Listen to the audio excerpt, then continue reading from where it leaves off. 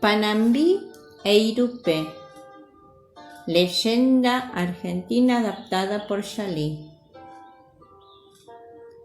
Una tarde dos indiecitas jugaban sobre un barranco y ni el sol ni el río hubieran podido decir cuál era la más bonita de las dos, si Irupé con su vestido blanco o Panambí con su collar de cuentas de colores.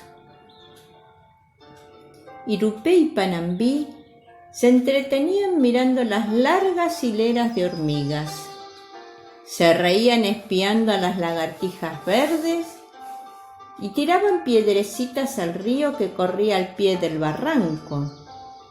Así, las dos indiecitas pasaban las horas bajo el sol de la siesta, hasta que Irupé, señalando con su dedito las ramas de un viejo árbol, exclamó: «Allí hay un nido lleno de pichones. Vamos a verlos». El árbol se inclinaba peligrosamente sobre el río, pero las indiecitas treparon por él, de una rama a otra, hasta llegar al nido. Y ya estaban junto a los pichones, ya iban a estirar las manos para acariciarlos, cuando la rama que sostenía a Irupé se quebró y la indiecita cayó al vacío. Panambí, al ver caer a su compañera, gritó: «¡Sálvala, Tupá!», porque Tupá era el dios de Panambí, y el dios Tupá la oyó, y así, antes de que Irupé llegara al río, la transformó en una flor. La transformó en una flor blanca que cayó suavemente sobre las aguas y flotó sostenida por sus grandes pétalos. Panambí, desde el barranco, vio cómo Irupé se convertía en una flor. Asombrada, descendió hasta la orilla del río, metió los piececitos en el agua y le dijo a la flor blanca: «Irupé, hermana, vuelve conmigo». «No puedo dejar el río», le contestó Irupé, «y tampoco quiero dejarlo. Me gusta flotar y quiero irme como una canoa sobre la corriente». Entonces Panambí, que no quería separarse de Irupé, le rogó: «Irupé, llévame contigo». Irupé cargó a Panambí sobre sus pétalos blancos y el río condujo lejos, muy lejos, a las dos indiecitas. A Panambí, con su collar de cuentas de colores, a Irupé, convertida en una flor. El sol de la siesta la miraba alejarse cada vez más. Los sauces de la orilla les decían adiós, meciendo sus largas ramas, y los ceibos sacudían sus flores, parecidas a pajaritos rojos, y también la saludaban. Así llegaron hasta un recodo del río, y la corriente las empujó hasta la orilla.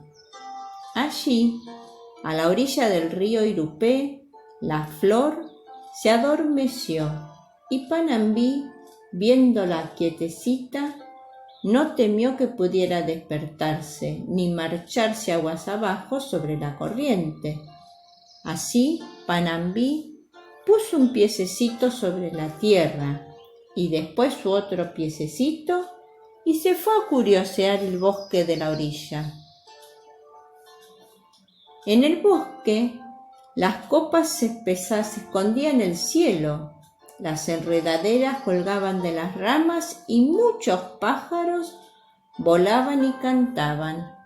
Sí, muchos pájaros volaban y cantaban allí porque, aunque Panambí no lo sabía, aquel era el bosque del Pombero.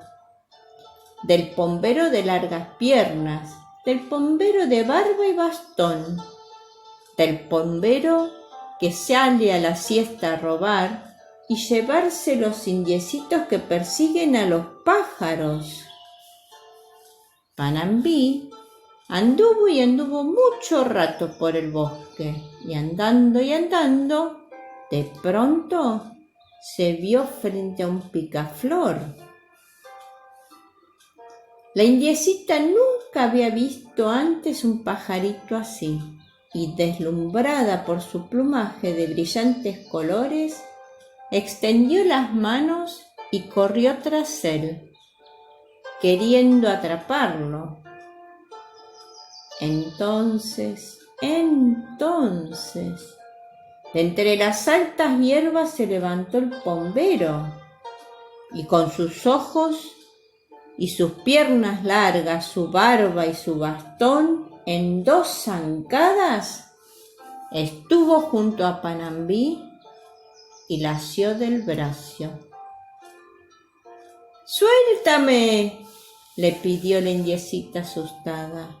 «No», le dijo el pombero, «tú querías atrapar mi picaflor, pero yo te atrapé a ti y te encerraré en una jaulita de ramas». Panambí forcejeaba, tratando de desprenderse de las manos del pombero, pero el pombero no la soltaba. Entonces Panambí le mordió los dedos, y cuando el pombero abrió la mano de dolor, la indiecita huyó. El pombero no quería dejarla escapar, corrió tras ella. La indiecita en su fuga tropezó de pronto con el tatú. El tatú dejó de escarbar la tierra con sus fuertes uñas y miró a la niña. «Protégeme, padre tatú», rogó Panambí. El tatú rozó un pie del pombero con sus uñas y les dijo: «¡Deja ir a la indiecita!». Pero el pombero no lo escuchaba. «Déjala ir y cantaré para ti con mi guitarra», insistió el tatú. El tatú, cuando quiere, es un buen cantor y nadie puede negarse a escucharlo. Por eso el pombero tampoco se negó.